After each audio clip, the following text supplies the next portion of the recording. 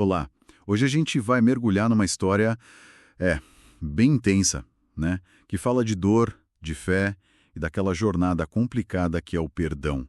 A nossa conversa parte do resumo do filme A Cabana. Isso. A ideia é explorar como essa narrativa lida com uma perda, assim, devastadora, e como o personagem busca respostas, busca cura espiritual. Exatamente. A gente acompanha o Mac Z, o Mac, um cara que tem a vida virada de cabeça para baixo por uma tragédia. E anos depois, ele recebe um convite bem misterioso para voltar justamente para o lugar onde tudo aconteceu. E tem um detalhe importante, né? O Mac já carregava umas cicatrizes, uma infância difícil, pai abusivo, Sim, isso mesmo. e isso criava uma distância dele com a ideia de um Deus Pai, um papai amoroso, que era algo central na fé da esposa dele, Anã.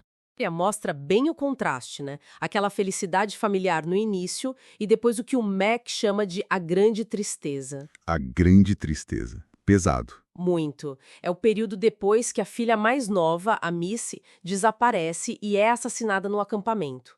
O corpo nunca acham, mas as provas na tal cabana abandonada não deixam dúvida. Nossa. E além da perda em si, vem a culpa, né? Exato. Uma culpa que paralisa.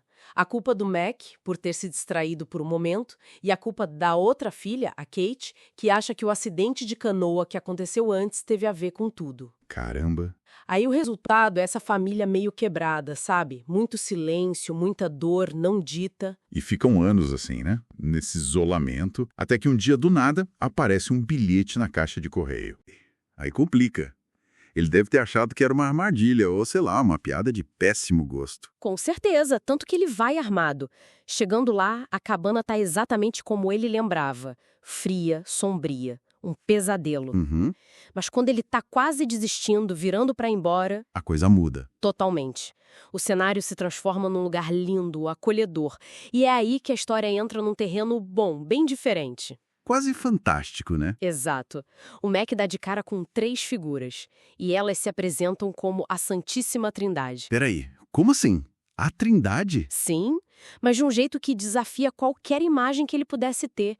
Deus, o papai, aparece como Heloísa, uma mulher negra supermaternal. Uau! Jesus é um carpinteiro do Oriente Médio bem humano. E o Espírito Santo Sarayu é uma mulher asiática serena. Que representação inusitada. Totalmente.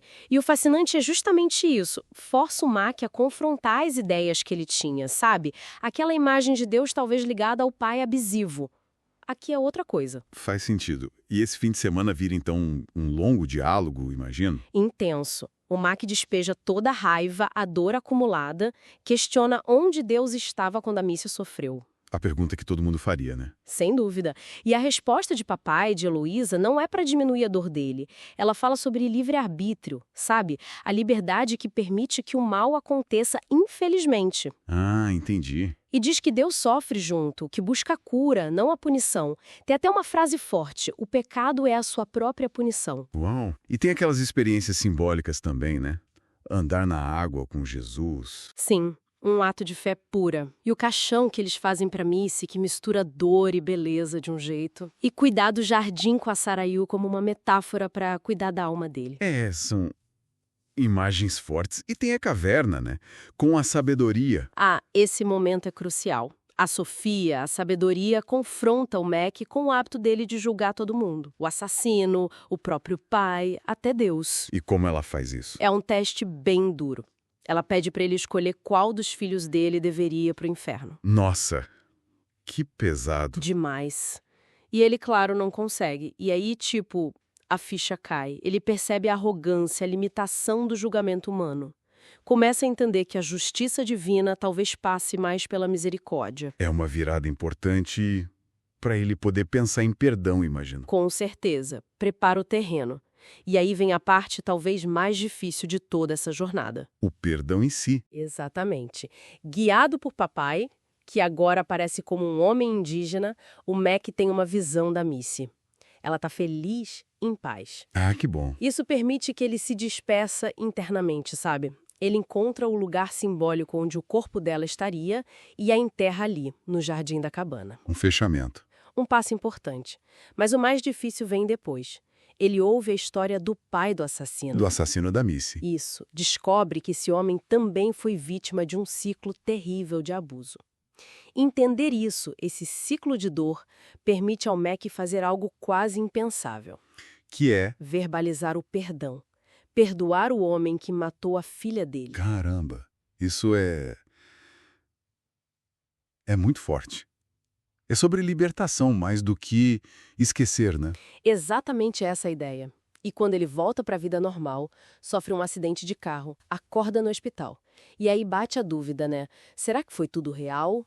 Um sonho? Normal duvidar depois de algo tão fora do comum. Sim, mas a confirmação vem de um jeito inesperado. Numa conversa com um amigo policial, ele descobre que encontraram de verdade a caverna onde o corpo da Missy estava escondido, o mesmo lugar que ele visitou na experiência. Uau! Então era real, ou pelo menos teve um efeito real. O impacto é inegável. A cura que começou lá dentro, naquele encontro, começa a se manifestar fora. Ele consegue se reconectar com a esposa, a Nan, e principalmente com a filha Kate. Aquela que se sentia culpada. Ela mesma. Eles finalmente conseguem chorar juntos, falar das culpas, se perdoar, e aquela grande tristeza começa aos poucos a dar espaço para esperança, para reconstrução. Então, resumindo, a gente viu Mac sair de um buraco de culpa, de raiva, passar por um encontro totalmente transformador que desafia tudo o que ele acreditava até chegar nesse lugar de perdão. Perdão para ele mesmo, para Deus e até para o assassino. Isso, a história não apaga a dor, isso é importante, mas ela sugere um caminho para atravessar essa dor, para encontrar uma nova forma de viver com mais paz interior, mesmo com as cicatrizes. É uma mensagem poderosa. E sabe o que eu fico pensando? A história parece menos preocupada em explicar o porquê do sofrimento, que é uma pergunta talvez sem resposta, né? E mais focada em explorar como a gente pode achar reconciliação, achar sentido apesar do sofrimento. Como lidar com ele, então? Exato. Talvez a reflexão final não seja sobre o que causa a tragédia, mas sobre o poder que a gente tem na nossa resposta a ela. Como uma experiência assim, transformadora, seja ela real ou simbólica, não importa tanto, pode ser o gatilho para aquela cura, para aquele perdão que a gente precisa para seguir em frente, para reconstruir a vida mesmo depois da pior perda imaginável. Fica aí a reflexão sobre essa capacidade de ressignificar a dor através das nossas escolhas. Exatamente. É sobre escolha, no fim das contas.